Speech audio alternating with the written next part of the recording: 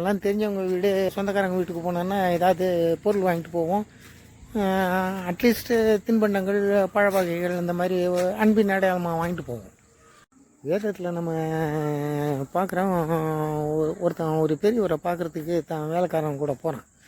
போகும்போது அப்போ தான் அவனுக்கு ஞாபகம் வருது, அவருக்கு கொடுக்குறதுக்கு நம்மக்கிட்ட ஒன்றுமே இல்லையேன்னு தான் வேலைக்காரன்ட்ட ரொம்ப வருந்துறான்.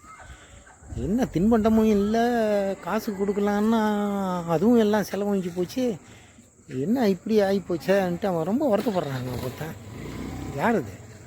சவுல் ஊழியக்காரங்க வேலைக்காரங்க கூட சாமியில் பார்க்க போகிறான். போகும்போது எல்லாம் தாங்கிட்ட இருந்து எல்லாமே ஆயிடுச்சு, என்னடா அந்த தேவண்டிய மனுஷனுக்கு கொடுக்குறது நம்மக்கிட்ட ஒன்றுமே இல்லைன்னு அவன் ரொம்ப வருந்தினான்.